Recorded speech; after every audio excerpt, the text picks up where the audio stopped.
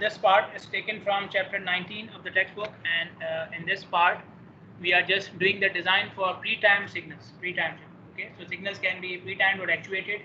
We are only doing the design for pre-timed signals. Okay, keep it in mind. So signal design process has 3 steps. Okay, let me check if I'm doing everything correct. Recording and all this. Okay. So it has 3 steps. The first step is to develop a phasing plan. Phasing plan means the assignment of movements to each phase. So when the signal becomes green, which movements will be opened with that green? Okay, and the other phase will start after how much time? So deciding about these things is the development of the phasing plan. So phasing plan includes the assignment of the movements to each phase and their sequence. Then the second thing is for each phase you find out the signal timing.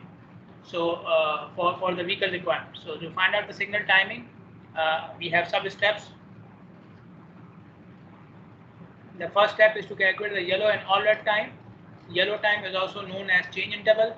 All red time is also known as clearance interval. We have already discussed them in the last chapter. Then you find out the critical lane volumes. So in each phase you may have multiple lanes. From those lanes you have to find out the critical one on the basis of its volume. So for each phase you will have a lane, and then you will critical lane, and you will find out the volume in that lane, and then you will take the summation of all the critical lane volumes. Then find out the loss time for each phase and for the cycle. Loss times are of 2 types: startup loss time and clearance loss time. We have talked about it previously. And then you add the loss time of all the phases to get the loss time of the cycle. Then find out the cycle length. In the last chapter we have seen the equation for finding out the cycle length. Okay. Then this is the step which we haven't talked about, and we will talk about inshallah in this chapter: the allocation of green time to each phase. So in the last chapter we found out the loss time. So we found out the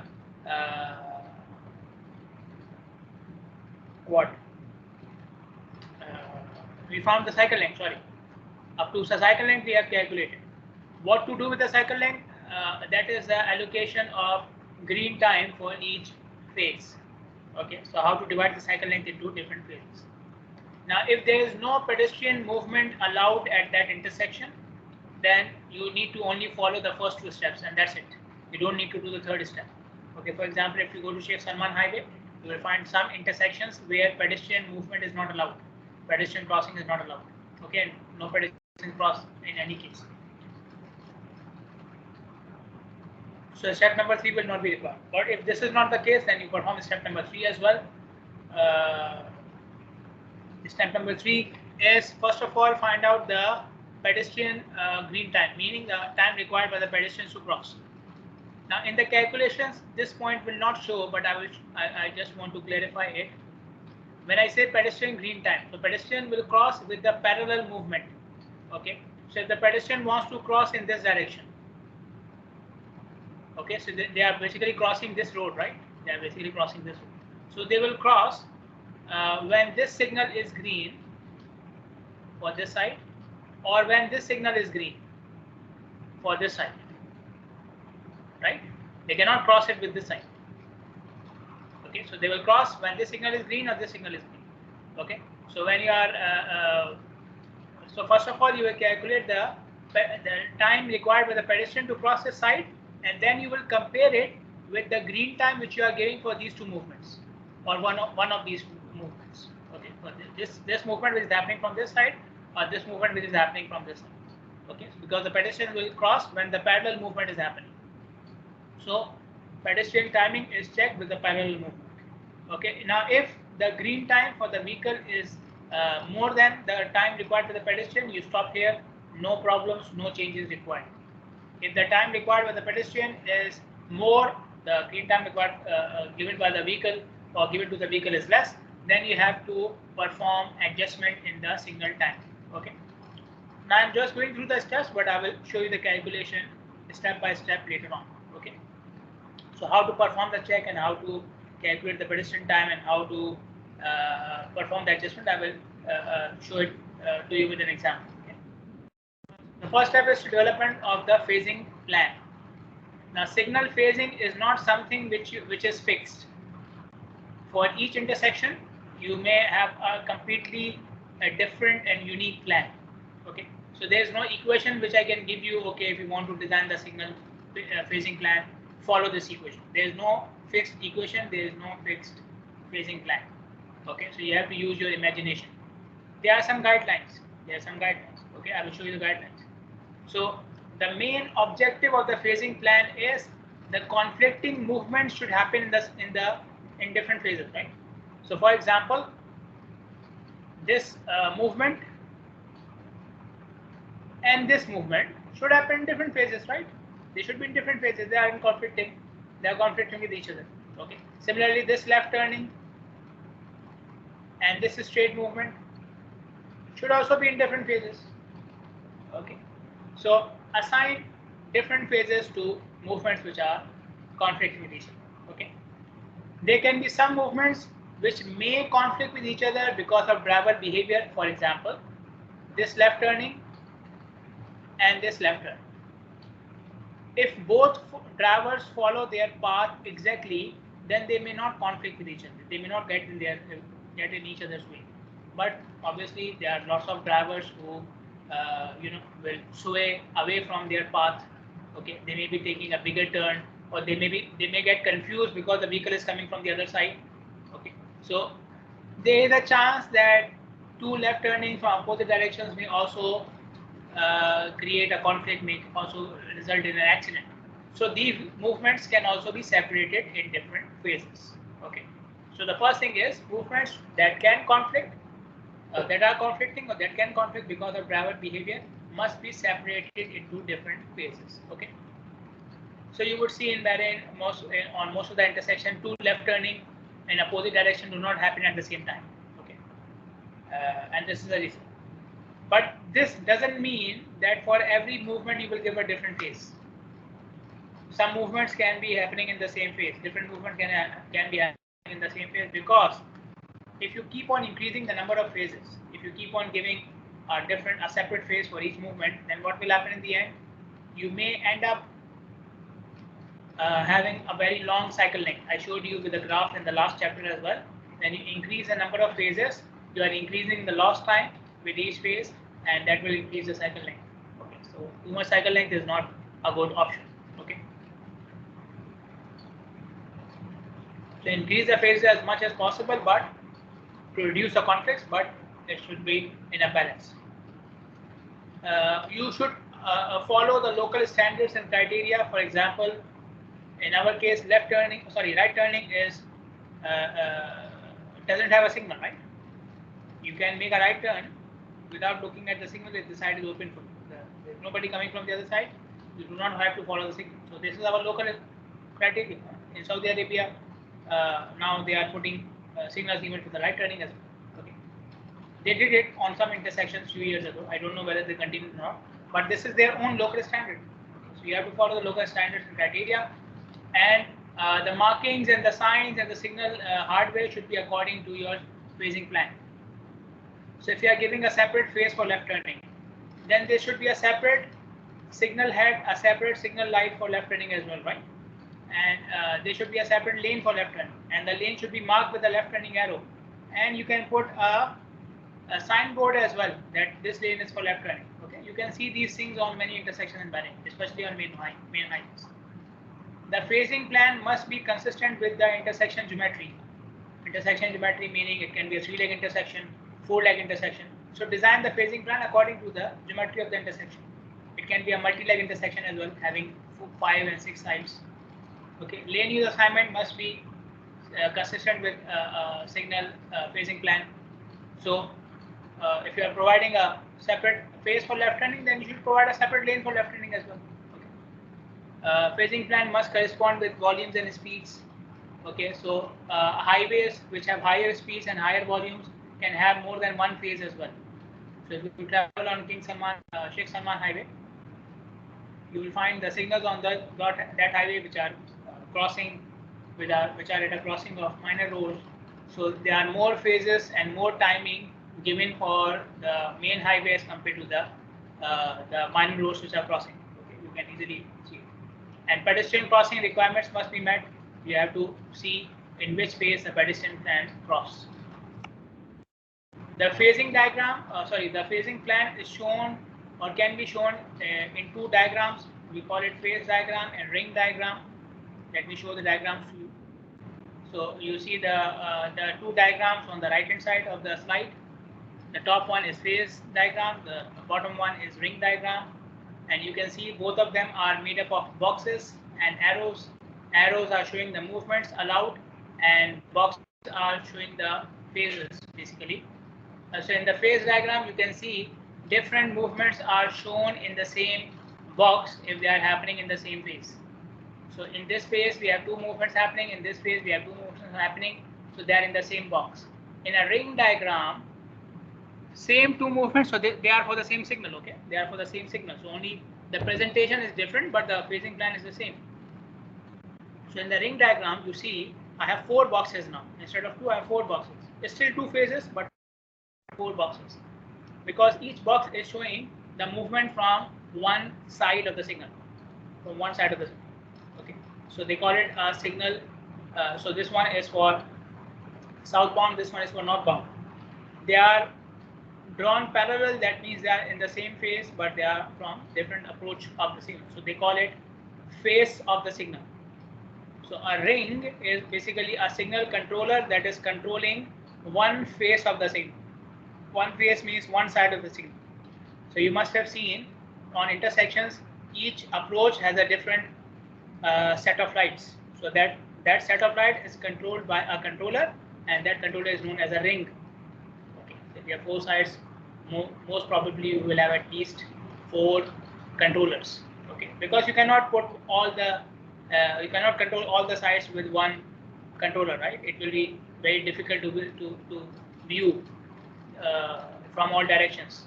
Okay, so you put a separate controller and separate pole and lights for each side. So that controller becomes a ring.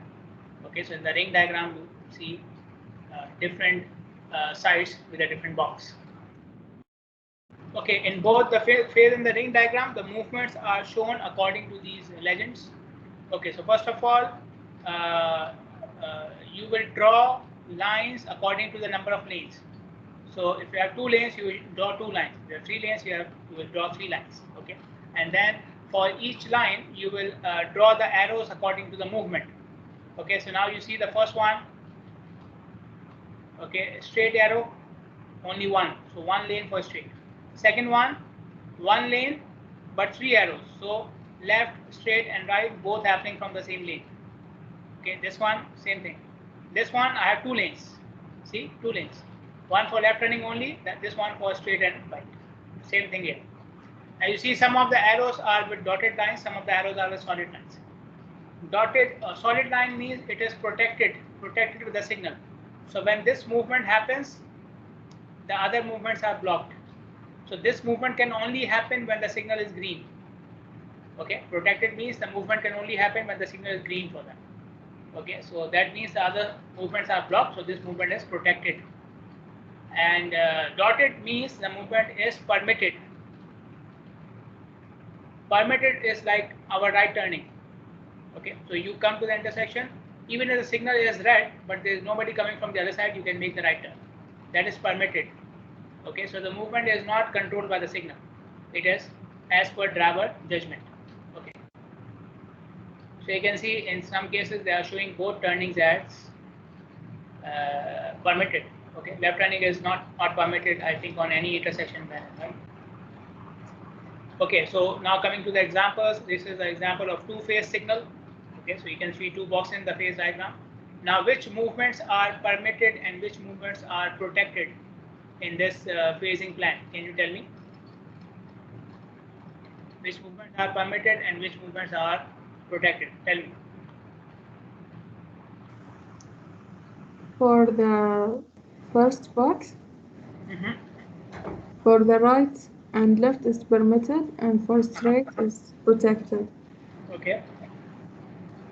And same thing for the other box as well, right? Yes. Same thing for the other phase as well. The straight is protected, turnings are permitted. Okay. And you see the same thing in the ring diagram as well. So these diagrams are for this intersection.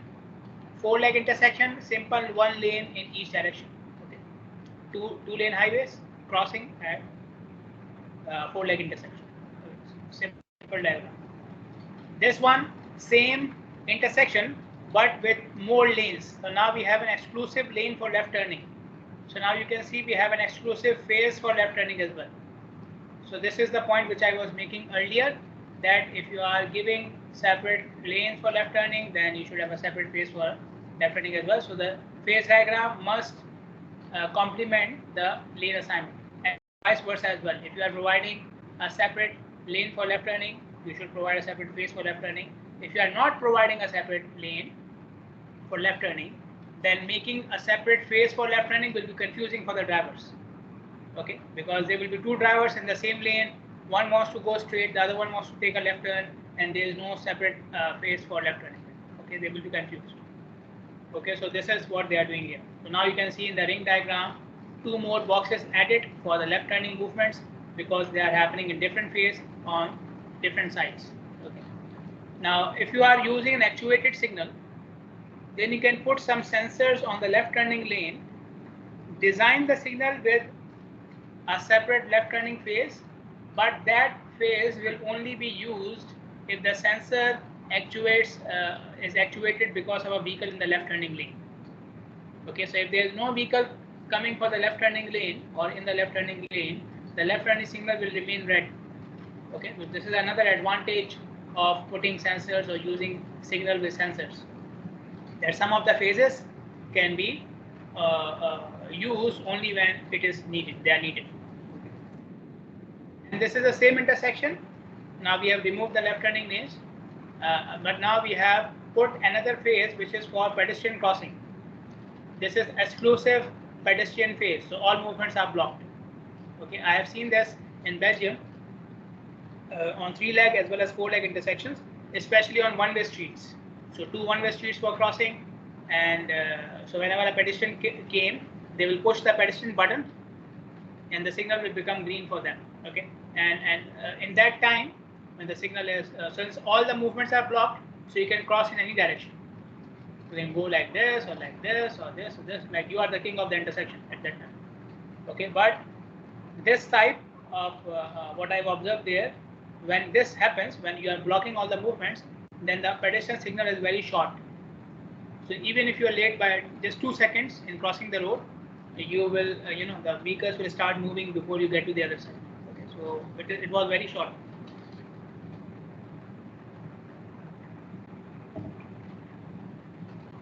So if you want to make a ring diagram for this phasing plan, then it will look like this.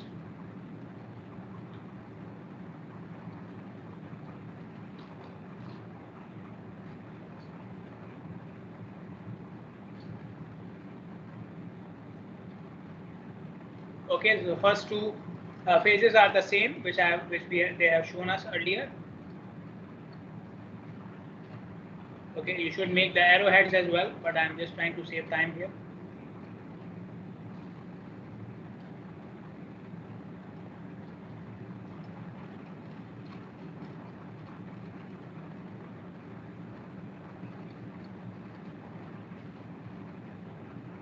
Okay, and this one, pedestrians are shown with double arrow or double-headed arrows. Okay, so this one and this one. Okay, since they are happening on different sides, I made them on with different boxes. Okay, so this will be the ring diagram for this phasing plan. Okay, moving on.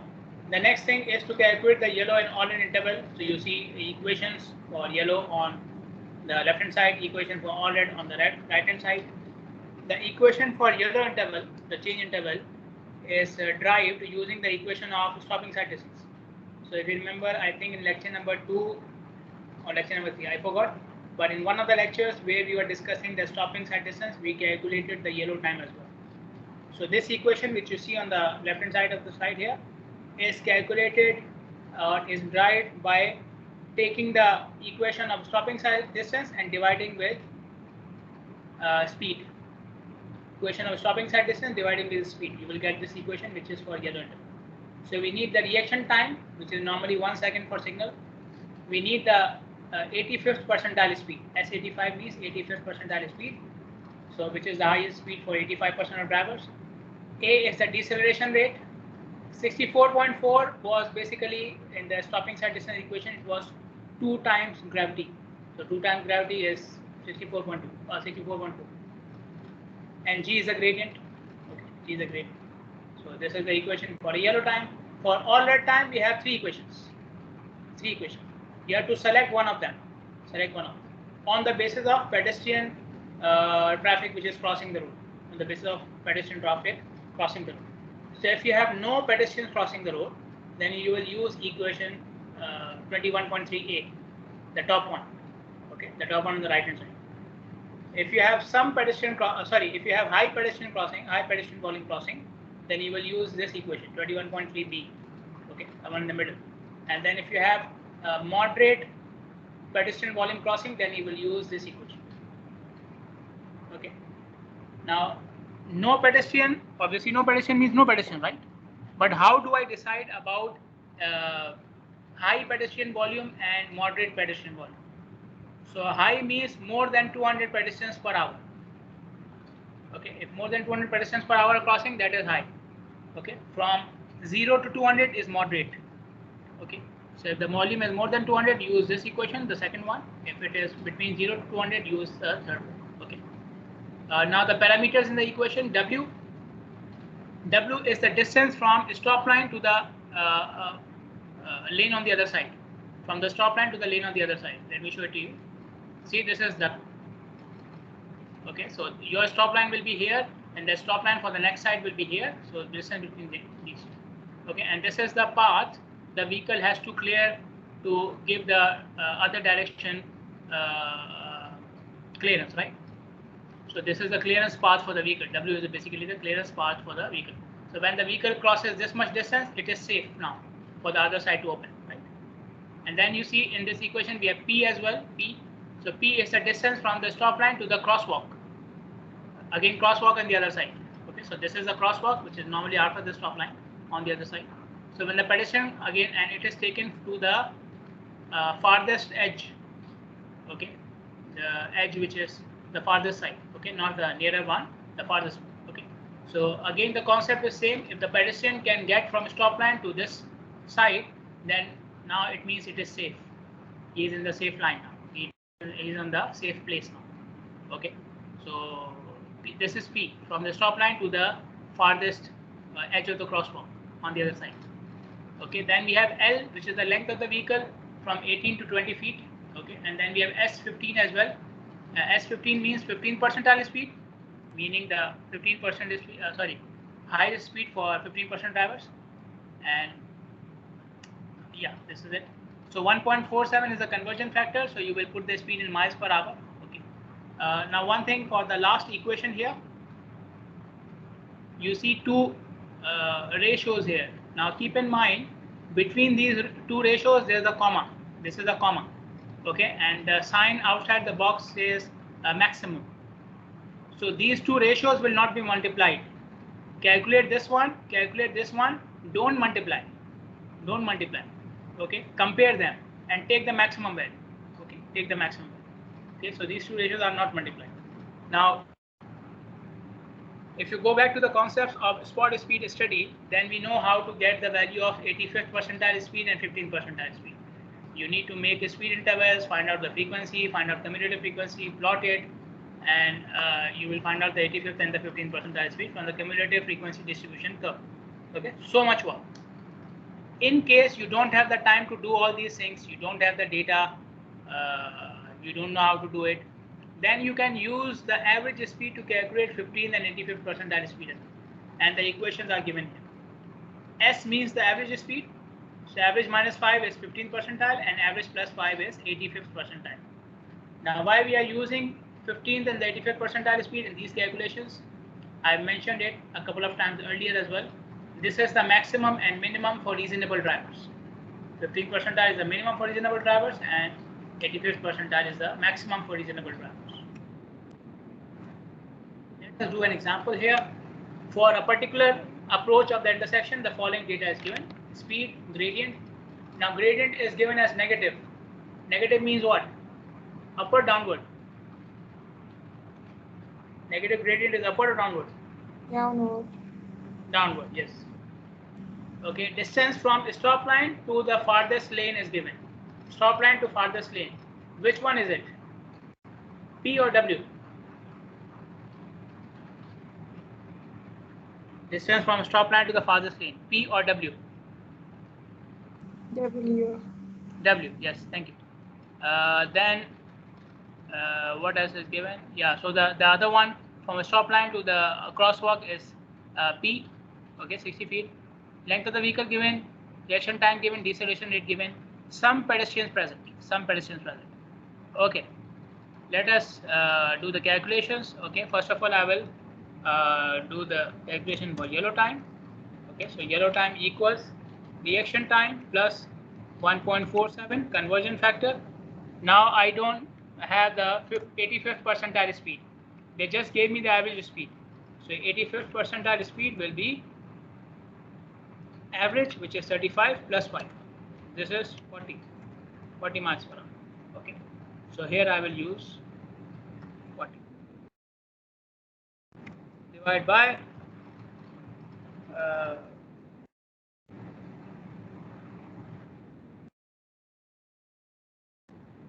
2 times A, so 2 into 11.2. Okay. Now I will not use plus here because the gradient is negative, so I will use minus here. Okay, because the gradient is negative. So minus 64.4 multiplied by 0.010 into 0.01 is already in the equation. Okay, how much is this? 3.8.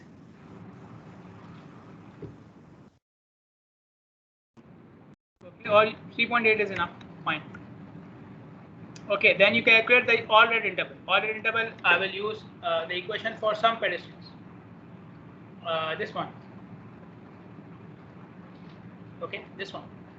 So I need to calculate both the ratios. Okay, so first of all, I need 15 percentile speed. 15 percentile speed. Average minus 5, which is 30 miles per hour. And AR is maximum of plus L. W is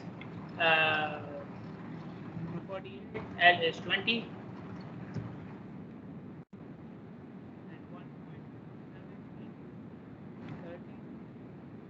Okay, it can be this one or this ratio, which is 60 divided by 30. Give me both values separately.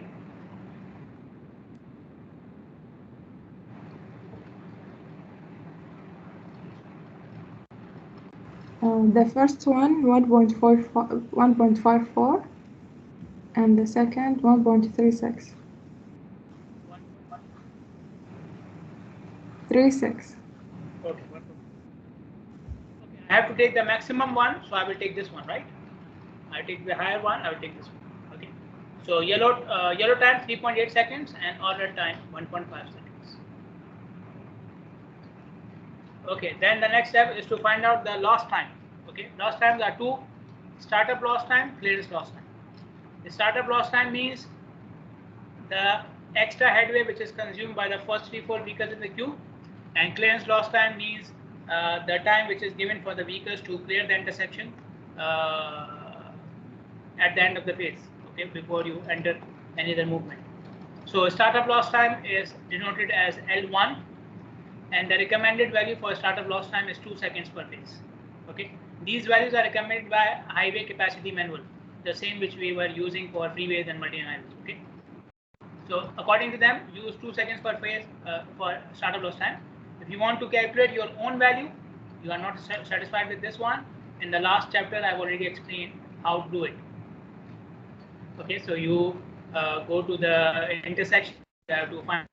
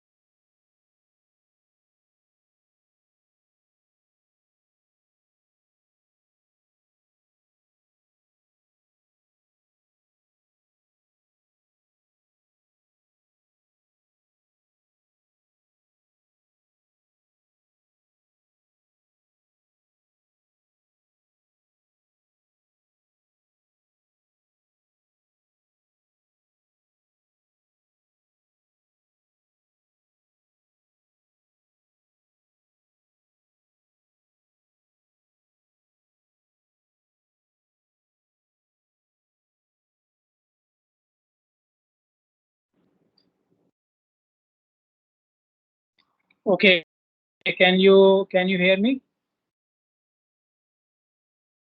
Yes, doctor. Now we can hear. Okay. Yeah, I think there was a problem with my device, Wi-Fi device. I think you may not be seeing the slides.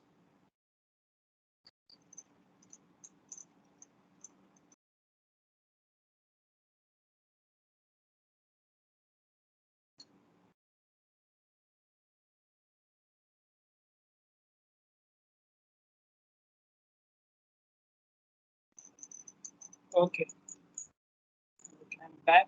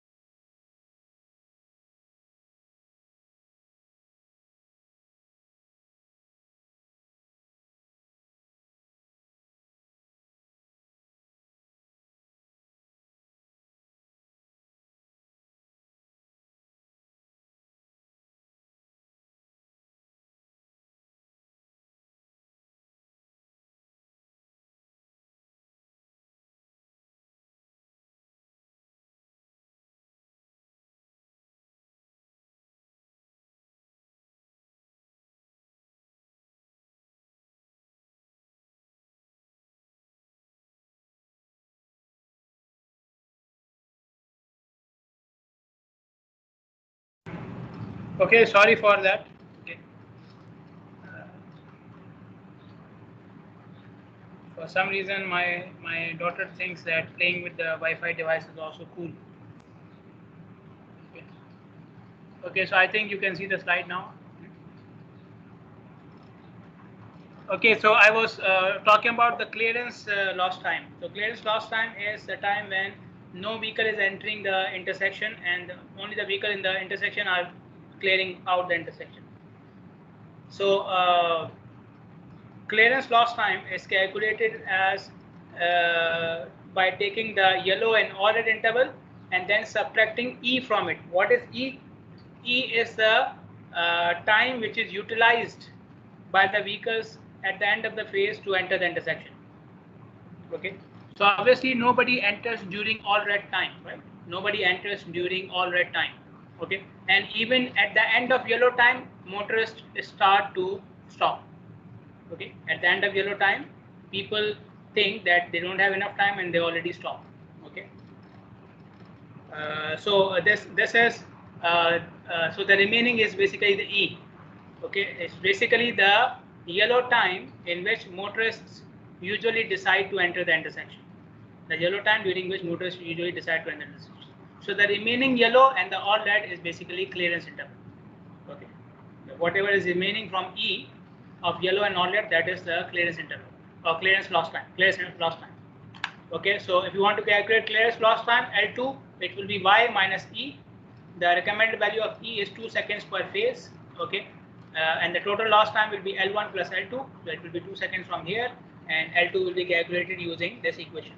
Now for the last example, yellow was 3.8, all red was 1.5. You add them together, you will get capital Y. Keep in mind, a small y is yellow, capital Y means yellow and all red both.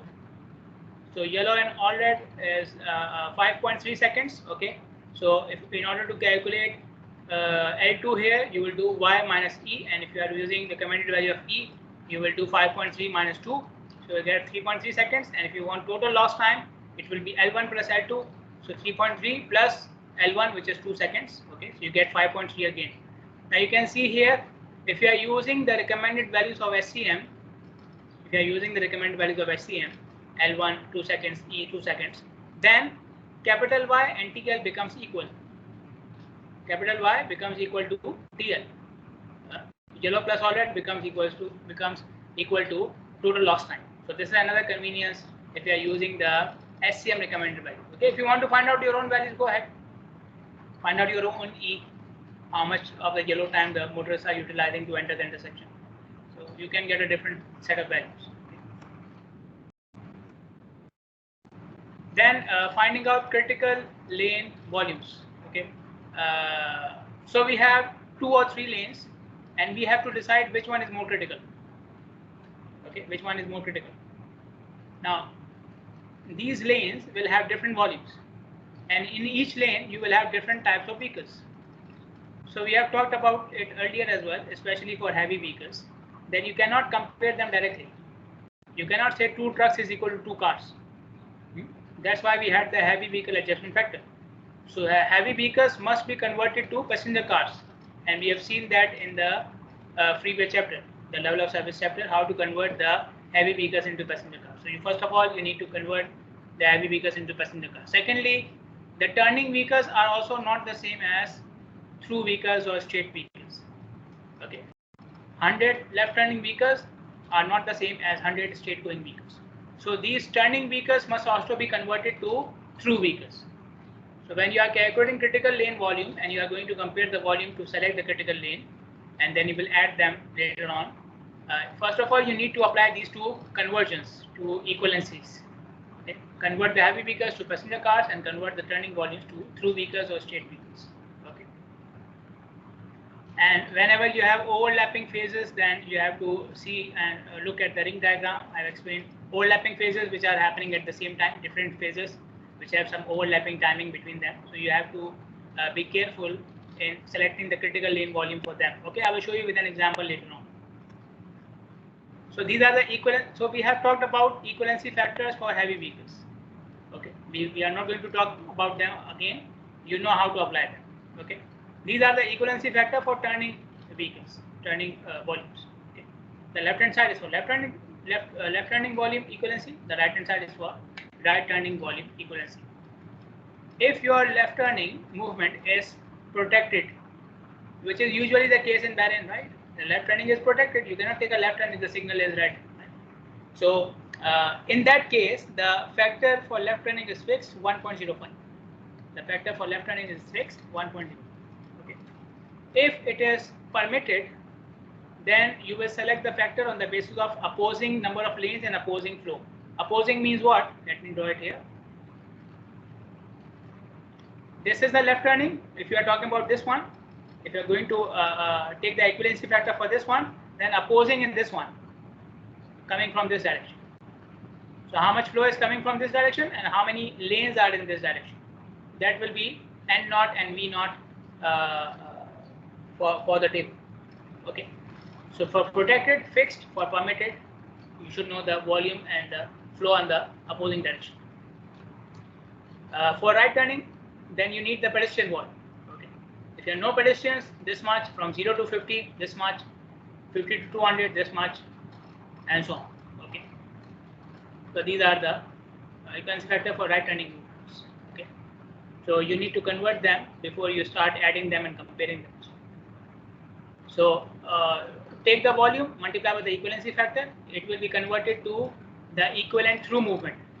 Through movement. Through means straight. Straight or through means the same thing. Okay, through or straight means the same thing.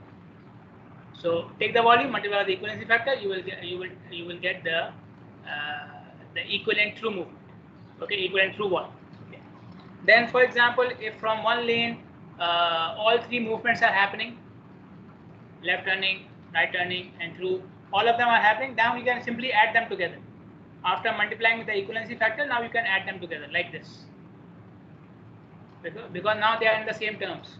Okay, or if you have 3 or 4 lanes, you know the total volume, you want to find out volume per lane, you can take the total and divide by number of lanes to calculate volume per lane. Again, after multiplying with the equivalency factors. Okay, so we are doing all this on the equivalent volume, okay, not on the turning volume, but converted equivalent volume. Let us look at a couple of examples. This example is about if you want to find out your own equivalency factor. If you want to find out your own equivalency factor, then this is a procedure you can do. So in this example, they have observed two lanes. One lane was for through movement only, and the other lane was for through and for left turning both. Okay, so they observed both the lanes for same amount of time. In that time, 20 vehicles passed from this lane. Okay, and from this lane in the same time, 10 through vehicles passed and 5 left turning passed. Okay, 20 through passed, let's say 15 seconds, not 15 seconds, it's too low, right? 30 seconds, for example. In 30 seconds, 20 through vehicles passed from here, and in the same 30 seconds, 10 through and 5 left turning passed from here. Okay, and so in this situation, how do we calculate the left turning equivalency factor? Let me show it to you.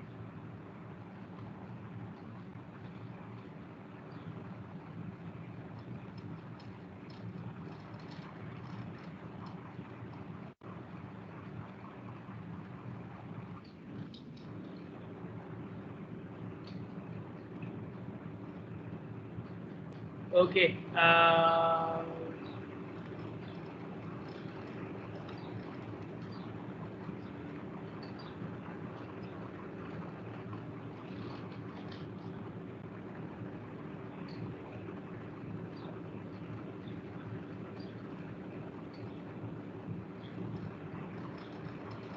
Okay. So the procedure is very simple. 20 through equals to 10 through plus 5 left turning. Okay. In terms of time, 20 through is equal to 10 through plus 5 left turning. Now through vehicle is my standard, right? Through vehicle is my reference. So I don't have to multiply any equivalency factor with a through vehicle, but I need to multiply the equivalency factor with the left turning vehicle, right? Okay. So the equation should be this. If I want to add this 10 and this 5 together, then the 5 must be multiplied with the equivalency factor, right? Otherwise this addition and this comparison is not possible. Like I said earlier as well, that if you want to add different volumes, you have to convert the volume into equivalent factors with the equivalent factors, okay, equivalency factors. So now this means that ELT equals to 20 minus 10 divided by 5, which is 2. Okay, so 2 left turning, 2 through vehicles equals to 1 left turning vehicle. This is what it means. Okay. If you want to do your own study and find out the equivalence factor, this is how you can do it. Okay. I have another example of application of this. Okay, how to apply the equivalency factor. Okay. So an approach has 1350 vehicles per hour, 8% are left turning. The equivalency factor is given. We have to find out the equivalent through volume on the approach. Okay, through volume on the approach. So first of all, I will find out the volume of trucks. Okay, which is 8% of 1350. Okay, this comes out to be 108 vehicles. Okay, 108 vehicles. Now, if you want, then what is the, sorry, not the trucks, sorry. Left turn, right?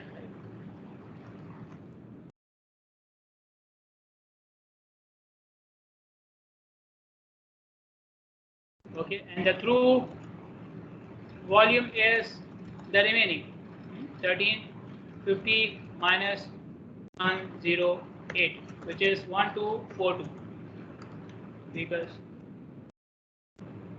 Then if you want to find out the through equivalent volume, it will be 1242. This is through, so don't multiply, no multiplication required here. 108 is left turning, so I multiply with the equivalency factor, which is 2.7. And this gives me how much? How much is this?